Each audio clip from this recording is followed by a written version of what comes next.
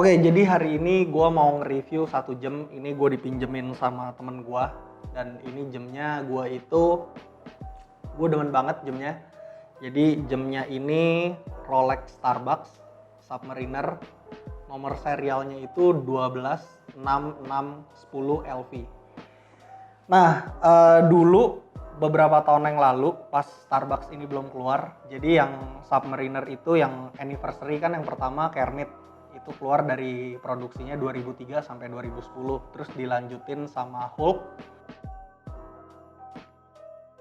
Oh ya, sebagai informasi Kermit itu bezelnya itu warna hijau, nanti gue bakal kasih gambarnya, warna hijau, terus dialnya warna hitam, tapi masih stainless bezelnya. Begitu pindah ke Hulk, dia udah Cerachrom, itu singkatan dari ceramic chrome, warna hijau. Dialnya itu sunburst, warna hijau juga. Waktu itu tuh gue sempet ngomong sama temen gue yang pakai Hulk, wah coba ya kalau misalkan Cerachromnya hijau, dalam dialnya itu hitam. Dan ternyata di tahun 2020 tahun kemarin pas lagi pandemik, Rolex ngeluarin serial itu. Jadi dialnya hitam, Cerachromnya itu hijau, dan kita panggilnya itu Rolex Starbucks. Nah sekarang kita unboxing ya. Ini gua unboxing dulu.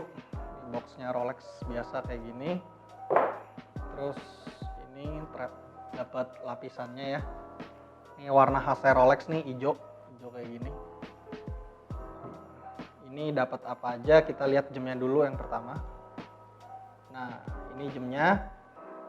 Jadi perbedaannya itu ada beberapa yang mau gue bahas. Yang pertama diameternya kita udah tahu. Ini Rolex Submariner Starbucks ini udah 41 mili.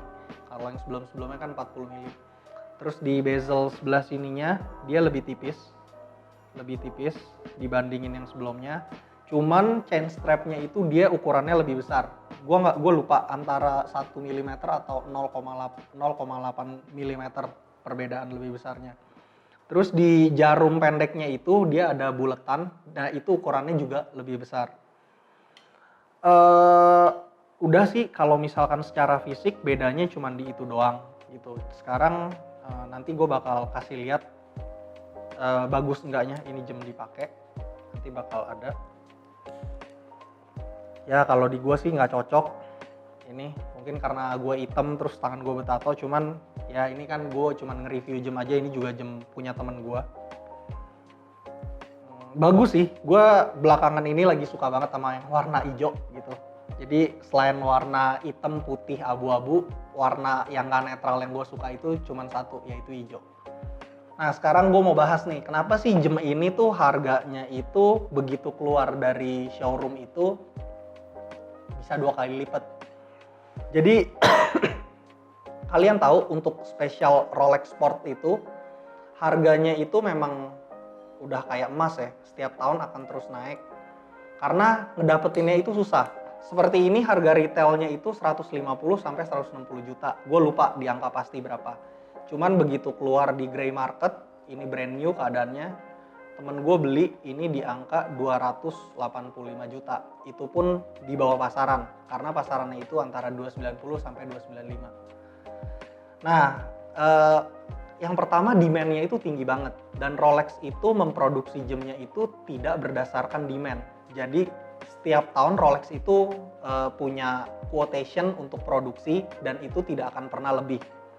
Sedangkan yang ngantri untuk jam ini itu banyak. Nah, syaratnya apa sih kalau supaya kita dapat harga retail? Kita harus punya history di toko jam tersebut, entah itu di In Time atau di Timeless. Jadi kalian kalau misalkan suka beli di In Time atau di Timeless, history kalian tuh ada itu dan itu jadi satu. Dan kalau misalkan kalian untuk ngedapetin jam ini, Rolex ini, kalian itu biasa antara harus dibundling dengan beberapa jam supaya ini dapat harga retail, tapi jam lainnya itu bukan yang harganya tuh ibaratnya kayak investasi. Mungkin kalau misalkan dapat Rolex, ya Rolex Ladies gitu. Atau kalau misalkan ya EP atau Hublot atau IWC gitu. Kalian harus beli barang-barang seperti itu dan punya history yang bagus, baru bisa mendapatkan harga jam ini secara retail.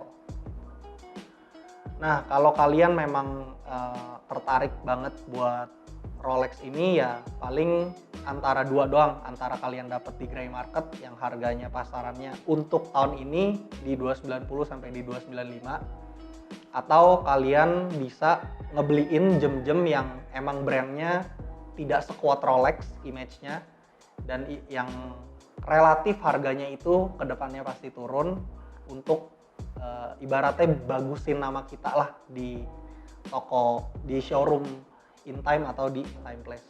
Sebelum gue tutup, di box ini dapat apa aja? Jadi ini biasa dapat bantalan. Terus chain ini biasanya tuh dapat 13. Kalian harus hitung juga nih. Chain ini harganya mahal, satunya mungkin bisa 1,5 juta. Ini chain ini dapatnya biasa 13 standarnya. Terus di dalamnya tuh ada apa lagi? Ini ada hang tag sama certification. Ini hang tagnya. Terus ini sertifikatnya. Ya, ini gue tutup kayak gini bentuknya. Ininya. Terus di sini ada buku garansinya juga. Kayak gini. Gimana nih lihatnya nih? Oke, kayak begini. Ini buku garansinya dari Rolex. Nah, ini buku manual booknya dari Rolex. Udah, paling itu aja yang kita dapat dari box. Thank you yang buat udah nonton videonya. Semoga video ini bisa membantu kalian kenapa bisa ngerti gitu, kenapa harga Rolex tuh terutama yang sport, Submariner, GMT, atau Daytona itu harganya selalu melonjak. Ya itu tadi alasannya gue udah sebutin. Semoga video ini bisa membantu. Thank you udah nonton. See you on next video. Adios.